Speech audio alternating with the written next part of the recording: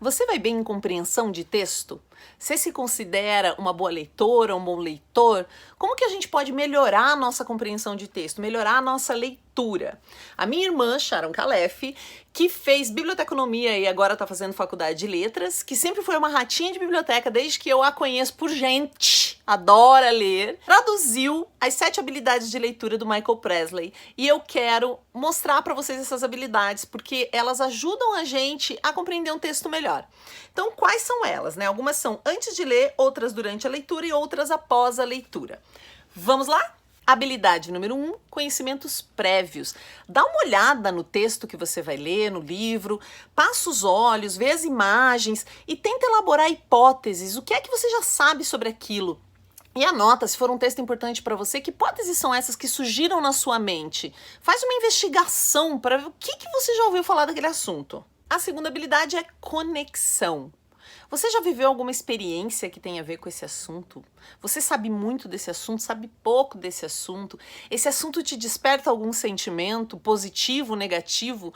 Qualquer coisa pode ser uma ponte de conexão sua com um texto. É claro que você vai ler um texto de um assunto que você gosta muito, mas também um assunto que você gosta pouco pode te despertar alguma coisa. Ela brincou e até contou que o sentimento, mesmo que seja ruim, ele é algo, tipo, eu odiar aquele assunto já é uma forma de eu me conectar com aquele texto.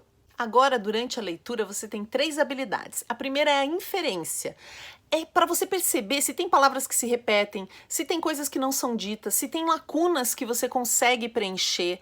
Essa é uma habilidade bem importante e talvez a mais difícil, que é preencher o que o autor não disse. Sabe, às vezes você lê um livro, aí você chega lá no final e pensa, nossa, mas espera aí, isso aqui na página 50 tem a ver com aquilo que estava na página 10. E se você tem a oportunidade de perguntar para a autora, por exemplo, ela fala, nossa, nem percebi que eu tinha dado essa pista.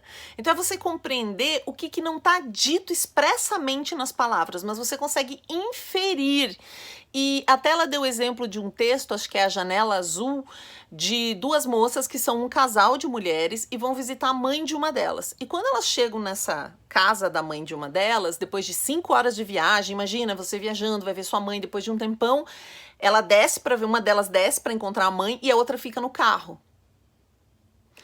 O texto não diz que a mãe não aceita o relacionamento da filha com outra mulher, mas o fato delas terem viajado 5 horas de carro, ela chegar, descer e falar com a mãe e a namorada dela ficar no carro, você já consegue inferir que aquilo não é um relacionamento bem aceito na família. Você entende? Então é você deduzir uma coisa que tá lá, mas não necessariamente de forma descrita, didática. A quarta habilidade é a visualização.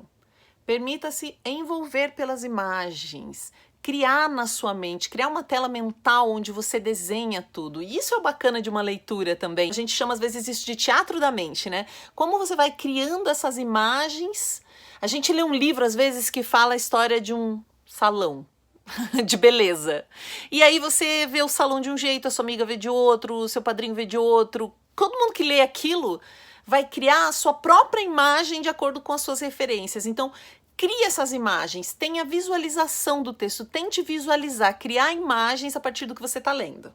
Quando a gente cria imagens pessoais sobre aquilo que a gente está lendo, nossa atenção aumenta e a gente grava melhor a informação. A quinta habilidade é a formulação de perguntas. Lembra que você fez umas hipóteses lá na primeira habilidade, que era conhecimento prévio? Aqui você vai se perguntar se essas hipóteses estão fazendo sentido. Então o legal é você anotar perguntas durante a leitura do texto. Onde ele quer chegar com isso? E depois, o que acontece? Por que tem essa informação aqui? E nisso uma dica bacana é você ter livros. Eu sei que hoje a gente nem sempre consegue ter livros, livro é uma coisa cara, mas alguns livros é bacana ter, tanto que tem um projeto que ela coordena lá de leitura para crianças e eles tentam dar ao menos um livro para cada criança, para que elas tenham essa oportunidade de riscar o livro.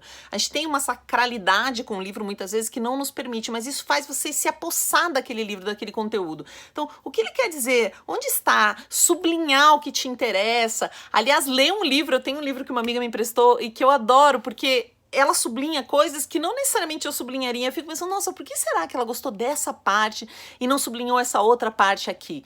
Então, fazer essas perguntas ao longo da leitura é muito importante para você ir vendo se as suas hipóteses estão sendo validadas ou não. E se as suas hipóteses não foram validadas e as perguntas não foram respondidas, será que você consegue inferir as respostas? Ou buscar no seu conhecimento prévio? Ou será que você tem que ler outros textos a respeito? Aliás, uma coisa é bem legal, se o texto é muito difícil, você pode ler um texto sobre aquele texto, um artigo sobre aquele texto, alguém que já escreveu algo sobre aquele autor. Às vezes você conhecer a autora do texto já te ajuda a ter uma compreensão. Então você pode buscar outros elementos antes ou nesse momento para fechar essa sua compreensão, para ampliar a sua compreensão. A sexta habilidade é sumarização. Topicalizar ali, escrever quais são as coisas mais importantes do texto. Que conclusões ele chega, quais são os principais argumentos, os argumentos principais, os argumentos secundários, para embasar essas conclusões. O que é que está lá como fato e argumento no livro? Exatamente o que está no livro. Se eu fizer uma sumarização ou minha colega fizer, ela deveria sair mais ou menos a mesma coisa. Não é a sua interpretação, mas é super importante você também ter conclusões próprias a partir daquilo. E aí a gente vai para última habilidade de leitura, que é a síntese.